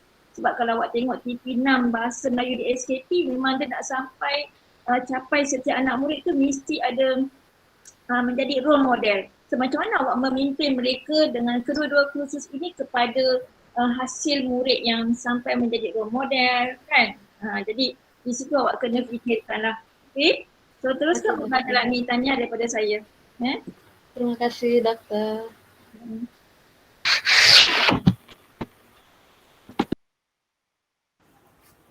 Baiklah, terima kasih diucapkan kepada panel task force atas sesi maklum balas sebentar tadi.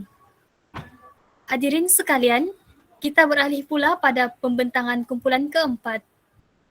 Kumpulan pembentang keempat ini adalah dari Institut Pendidikan Guru Kampus Ken yang diwakili oleh Ho Sheng Yung, Bobby Octavia Eke Derek Warren dan Irgwen Julian dari PISMP TESOL ambilan Jun 2020 yang membawa idea utama DIY Gala, Design It Yourself, Grammar Accuracy in Language Arts di bawah bimbingan pensyarah Cik Sofia Senfuini, Dr. Adeline Leong Suki, Dr. Berry bin Suadik, Puan Clary Leslie Sylvester, Puan Shellen Edrina Kok, Puan Daisy Eke Benedict Bamsa, dan Puan Nur Atika binti Abdullah. Oleh itu, saya mempersilakan kumpulan keempat untuk mempersembahkan pembentangannya. Dipersilakan.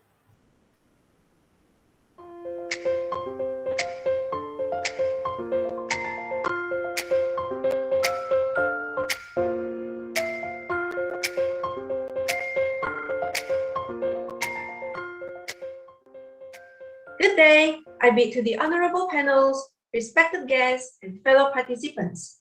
I am Phoebe Octavia, anak dari Warren, from the Institute of Teacher Education, Ken Campus, Tuarang, Sabah. Today, my teammates and I are going to present our KPBB project, DIY Gala, Design It Yourself, Grammar Accuracy in Language Arts. First of all, allow me to introduce our team members. This team consists of Ho Sheng Yong, Irwin Julian, and me, Phoebe Octavia. Our advisor is Ms. Sophia Sen. Our presentation consists of the following 8 aspects. Aspect 1, Course Learning Outcomes. Our KPBB project is based on 4 courses: TSLB 3083, TSLB 3093, EDUP 3063, and PRKA 3012. This is an interdisciplinary project of 4 courses. For TSLB 3083, this course involves 3 CLOs. For TSLB 3093, this course involves CLO 5. Meanwhile, for EDUP 3063, we refer to CLO 3 and 4. For PRKA 3012, The CLOs explored are CLOs 1 and 4. Our team focused on a series of tasks that consisted of individual and group work. For TSLB 308-3, we were required to plan a lesson, design materials, and simulate teaching in a group. Next, for TSLB 309-3, we created activities for poetry, prose, and drama. For EDUP 306-3, we created 2 assessment tools and wrote reports. As for PRKA 3012, we planned a daily lesson plan and carried out macro teaching and assessments. Our big idea is DIY Gala. DIY Gala stands for Design It Yourself Grammar Accuracy in Language Arts. It refers to students producing lesson plans, teaching learning materials and activities, and assessment tools in order to teach grammar accurately through a fun and interesting mode via language arts during macro and simulated teaching sessions. The essential questions that serve as a guide to stimulate our thoughts are: firstly, how can grammar be taught via language arts? Secondly, what are the tools required to teach grammar via language arts? Thirdly, what is the process involved to teach grammar via language arts? And lastly, how can a set of hybrid tools or materials for grammar accuracy in language arts be developed, applied, evaluated, and enhanced? Based on the essential questions, we planned our process according to 8 stages. Firstly, we started by brainstorming the lesson plans, activities, materials, and assessment types according to our course tasks. Secondly, we started drafting our lesson plans, the flow of activities, materials, and assessment tools. Thirdly, we developed our lesson plans, activities, materials, and assessment tools for submission. Then, we held group discussions for the simulated teaching session and decided on the choice of lesson plan to be taught. Next, we tested out the lesson plans along with the materials, assessment tools, and time allocation in real classroom settings during school-based experience. After that, we consulted the course lecturers in order to improve on our tasks. Later, based on the consultation, we refined and enhanced our lesson plans, teaching learning materials, and the teaching strategies. Lastly, we finalized our lesson plans and carried out our simulated teaching. We carried out our project based on 4 KPBB learning models: Learning Design Model, 3E Framework, 3R Framework, and Global Competency 6C. There are 4 elements in the Learning Design Model: pedagogical practice, leveraging digital, learning partnerships, and the learning environment. Firstly, the application of pedagogical practice elements can be seen through the lesson plans.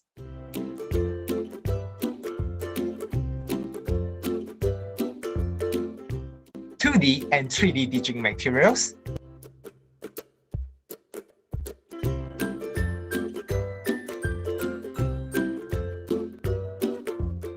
and assessment tools. Secondly, leveraging digital can be seen through the production of digital materials where it requires smartphones, computers, tablets, or laptops. Online games,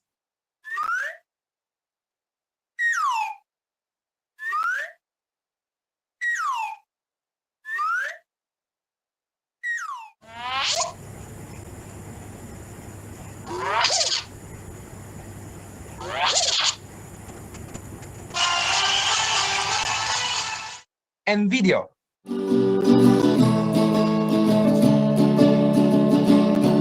I jiggled it, jaggled it, jerked it. Thirdly, the learning partnerships element allows collaborative learning among group members during task completion through Google Meet, WhatsApp, and Telegram discussion.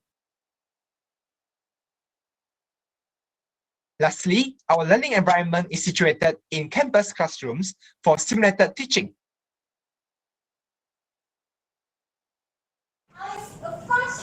I see a fast cheetah. A cheetah? A cheetah? Run! Okay, can you describe cat to me? Small. When it runs, it is fast. What do you see? What do you see? I see a big tiger. And schools from macro teaching sessions. Greg caught a big fish. Yes, very good. The answer is yes. Where's the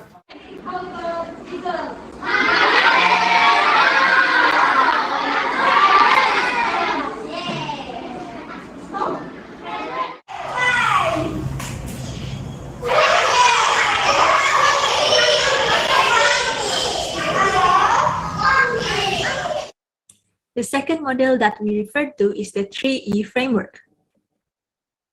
The three elements of this model are engagement, enhancement, and extension. We applied all the three elements for our KPPB project as illustrated in the table. Next, we have also applied the 3R framework.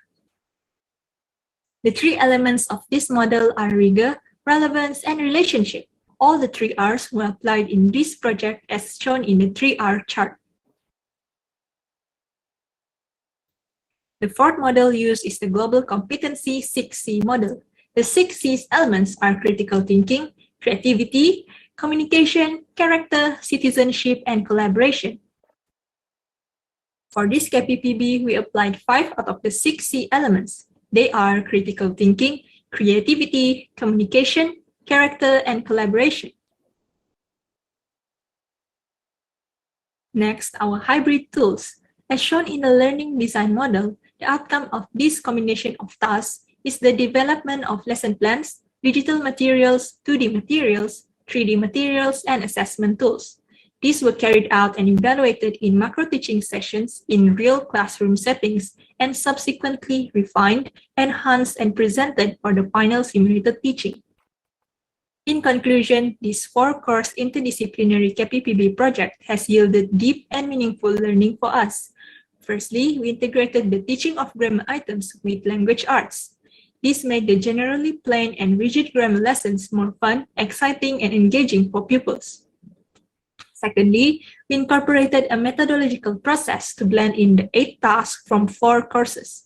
It forms a complete cycle from planning lesson plans and developing materials to carrying out simulated and macro teaching in the real classroom.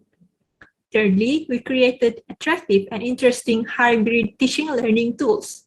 The various interesting materials facilitated grammar learning through language arts.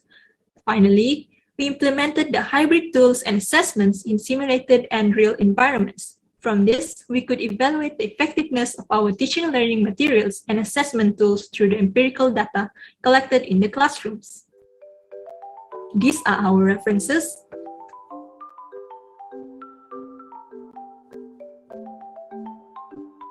That is all for our presentation. Thank you.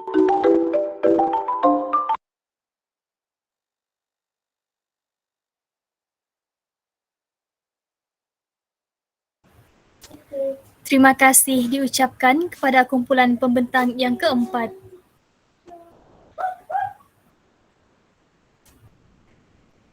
Seterusnya, saya mempersilakan yang berusaha, Puan Jurina binti Ibrahim, Task Force Institut Pendidikan Guru Kampus Tuanku Bahinun untuk memberikan maklum balas.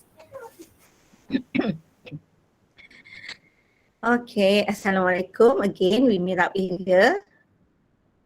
Okay, good day everyone. Okay, first of all, of course, congratulations to you and your lecturer in charge. What I have seen just now, the presentation, well done. Okay, the only thing, of course, when we come to here, we will have Q&A. Okay, as you see just now from the beginning, we will start with the question and Q&A because we want to know whether you understand what you have gone through for this past semester with your subject. Looking at what you have done, there's 4 subjects, right? TSLB 3083, TSLB 3093, PRKA 3012, and EDU 3063. Okay, I just want to come back to your big idea. Okay, what is your big idea? our big idea is DIY Gala, design it yourself, grammar accuracy in language arts. Okay, when I look as a as an English lecturer, as you see, there's 4 subjects, correct? Nana? But then you are focusing when you did this. You come up with a big idea. You just narrow to one of the subject, correct? Not just the language arts. How about the others? How about EDU 3063? Actually, inside here is assessment and in education. Okay. And PRKA 3012 when you went for your PBS, correct? So this part maybe you can refine, okay, with your lecturers. Not only these 2, make it very general that hit the 4 subjects. When I'm looking back, it's like more to automatically we can see that's on language arts. But actually that's interdisciplinary for 4 subjects. What actually we want you to come up with this big idea that which can hit the other 4. Okay, I know you have done all the process. If I ask in the first place, for example, if you say that 3083, teaching grammar in the primary ESL classroom, okay, grammar. Now you focus to, but how about EDU? What actually we want to you want to do for your 3063 EDU? Okay, allow me to answer the question. So for EDUP 3063, we were required to create assessment tools and then assess the students. So how do we implement it in this whole project is that during macro teaching and also during the teaching in our PBS, we assess the students using the tools that we have created for the requirement for the EDUP 3063. So it is actually integrated in this project, and then we assess the students based on a lesson that we have planned that is based on language arts, and the skills focus are grammar. So it is actually integrated. As for PRKA 3012, we also use the same lesson plan for grammar in language arts. So it is actually all 4 of them are, like we mentioned just now in the video, interdisciplinary. So all 4 of them are very related in this project. Okay, there are 4 courses that have been interdisciplinary, and you try to, you have done, you embedded some of the activities, the task, right? In the during your and when you go for your PRKA, right? You have your trying to apply what you have done in the classroom, correct? Okay, this is the thing actually very critical, okay? Just now, when I said, when I have a look, when you presented just now, you say just among the 6C, only 5 you achieve, you have done, correct? Okay, what actually you not achieve yet among the 6 there? Citizenship. Okay, why? Because for this KPBB project, we only carry out our macro teaching during the SPE, the school-based experience, and we hardly get involved the citizens into this project where our targeted is only the students and also our fellow trainee teachers. So we didn't involve a person from outside of this school community. Yeah. Okay, I just want to add in. When you went to the school, the moment you went to the school, you have the interaction, you have the engagement, the extension with the school, correct? Okay, of course you have the group pembimbing even though you went for 1 week. They assign maybe one person, you can go and ask. So that's the thing that what we call that students coming in, how you coming out, people, because this is the thing that maybe we miss, okay? When we are outside the community, okay? Learning partnership is not only, you say from the learning partnership, actually we come out the citizenship also. How? So you communicate with other people, not only environment in your classroom or in the lectures, but now you are going out for 1 week. You get to know many people, right? With the school environment, you met a few, the teachers, and even though a cleaner or the guard in the gate there. So how actually the citizenship is coming in? It's not like maybe you say quite hard because you're looking at very high level. Maybe you want to look on the international level, right? Then you say there's no citizenship. But actually, let's start with a small thing. How you deal when you go to the school? When you want to go actually for PRKA, do you have to teach or not? No, right? For PRKA 3012, we do have to teach in the classroom for our macro teaching session. Okay. Okay, when you say that you want to, do you deal with the lecturer and the teachers in charge for the classroom, for that class? Then you start the extension, correct, not? So actually the 6C build up throughout the process during your lectures and also when you went to during the PRKA. Okay, that's the thing. Maybe you feel that, oh, we don't have learning partnership, so our citizenship not being applied, correct? Okay, maybe you have next semester, this by August you are going for your practicum, correct, not? Okay, good. So now the thing what I actually want to share with you, the thing actually whatever the 5 models in cara belajar, you know, the 5 models, the 3E, the 3R, MRP, and then cara belajar, that's all actually connected to each other. How? By doing all these things, now I can see that you have done good. Okay, the manfaatan, the leveraging of digital also you have done with the your what? This is what subject actually? Grammar, right? Okay, what actually you do for your language arts? Because language arts we have to come up with the genre, poems, right? And then a short story, if I'm not mistaken. And how this coming up in your process of 4 subjects being interdisciplinary? Allow me to answer the questions. Okay. For language arts, we did integrated activities, kinesthetic activities like role play, singing, poem recitation throughout our entire lesson plans. So actually, we combine different types of language art activities when we carry out our simulated teaching inside the school and also macro teaching at the real school environment. Yeah. Okay, good. So for all the process, when you have 4 these interdisciplinary courses, right, being embedded, what actually you gain from this process?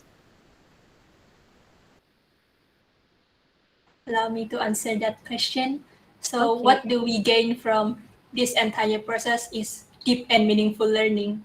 For example, after this project, we know how to integrate grammar with language arts skills to apply in our future as teachers. Okay, in a few, I think about a month, you are coming back to the college, right? So I think by the following week, the 2nd week, you are going for your practicum. So what you are going to do with your subject, right? TESOL, for example, of course you are going to teach English. So in case you are actually come with the other courses, for example, maybe you have Bahasa Melayu, I don't know whether the courses in your IPG. So if in one school you have TESOL and Bahasa Melayu, okay, another friend of you is pengajar Bahasa Melayu. So how are you going to embed this interdisciplinary?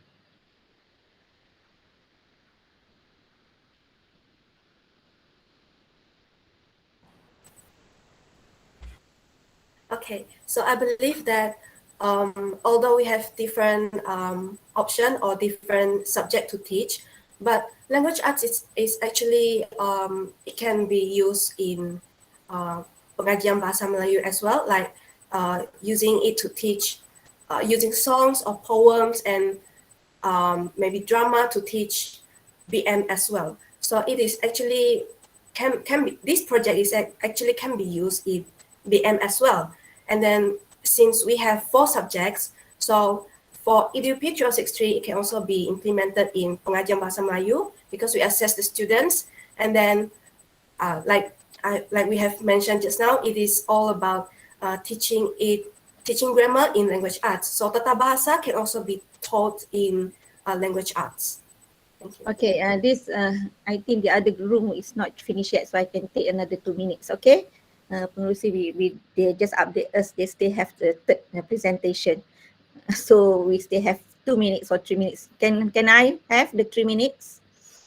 Okay, you are going to this is actually sharing, because I'm not only commenting, no, we are sharing because I also have students, your batch, okay, who are going for their practicum by next August. So what I want to know you to understand, when you go to the school, your subject in the campus only left in the campus, right? So you are looking at the DSKP, correct or not? Okay. So what we have done, what your lecturer now have done with this interdisciplinary with 4 subjects or 3 subjects, that's the thing that we want you when you go to the school in a few weeks coming. So you might be trying, that's why I say if ada pengajian bahasa Melayu with you, Tessa, where actually the turning point you want to meet and you can have this what we call that, the interdisciplinary subject. So the DSKP actually the main point, that maybe it's quite difficult in the first place, but you can sit down and think, oh, we have learned, we have embedded 4 subjects, right? We have the and we embody in our project, correct or not? So if you are in the in future going to the school, because this is the thing that we want you, when you go to the school, you are the agent in future to try to embed the subject. How, if the year 2 you are teaching year 2 for example, so how this subject can interdisciplinary and how the student can get the ideas what they learn, rather than they be repeating. If you look at the SKP, you will know, oh, that's also got this topic, pengajian Melayu, or maybe mathematics, maths, science also got the same topic. So how, this is the challenge that actually the future teachers like you will face in future.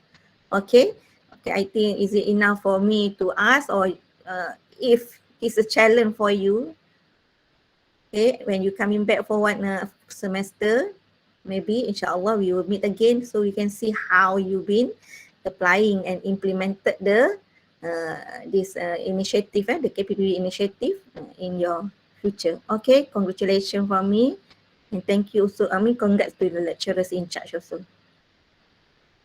Thank you. 2 minit cukup, saya dah cukup dah.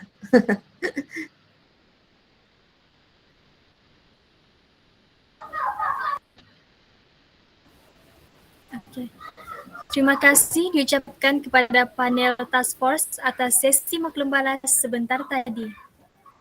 Hadirin sekalian, dengan berakhirnya sesi maklum balas sebentar tadi, maka berakhirlah sesi pembentangan selari di bilik 1. Showcase Maya KPBB Kluster 4 IPG Campus tahun 2022 pada petang ini.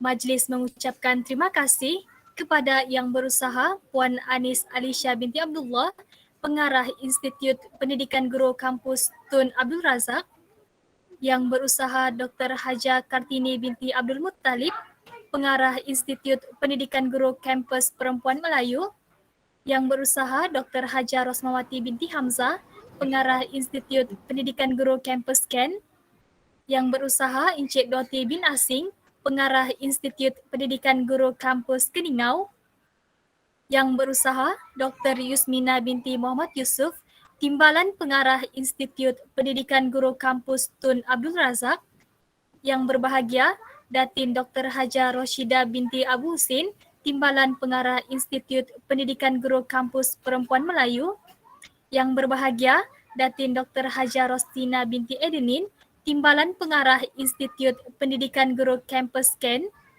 yang berusaha Encik Jaiz bin Sairus, Timbalan Pengarah Institut Pendidikan Guru Kampus Keningau, yang berusaha Dr. Nur Azza binti Ahmad Safran, Task Force KPPB, Institut Pendidikan Guru Kampus Pendidikan Teknik, yang berusaha Puan Jurina binti Ibrahim, Task Force KPPB Institut Pendidikan Guru Kampus Tuanku Bainun, yang berusaha Ketua Jabatan Kecemerlangan Akademik di keempat-empat IPG Campus, penyelaras KPPB keempat-empat IPG Campus, yang dihormati para pensyarah, urus setia bilik 1, para pensyarah, siswa guru, seterusnya tuan-tuan dan puan-puan sekalian, atas kesudian menjayakan sesi pembentangan pada petang ini. Bunga seroja di atas para jatuh ditimpa buah berangan. Andai kata tersilap bicara, kemaafan jua kami mohonkan. Saya mewakili pihak penganjur menyusun 10 jari memohon maaf sekiranya terdapat sebarang kelemahan dan kekurangan sepanjang kami berdua mengendalikan sesi pembentangan selari ini. Sesungguhnya yang jernih itu datang daripada Allah, yang keruh itu datang daripada kekilapan kami sendiri. Sebelum kita mengakhiri sesi pembentangan ini, suka saya ingatkan bahawa majlis penutupan showcase maya KPPB Kluster 4 IPG Campus bagi tahun 2022 akan bermula sebentar lagi. Oleh itu, pihak penganjur berharap agar para penonton masih setia untuk mengikuti sesi pembentangan selari yang seterusnya. Sekian, terima kasih.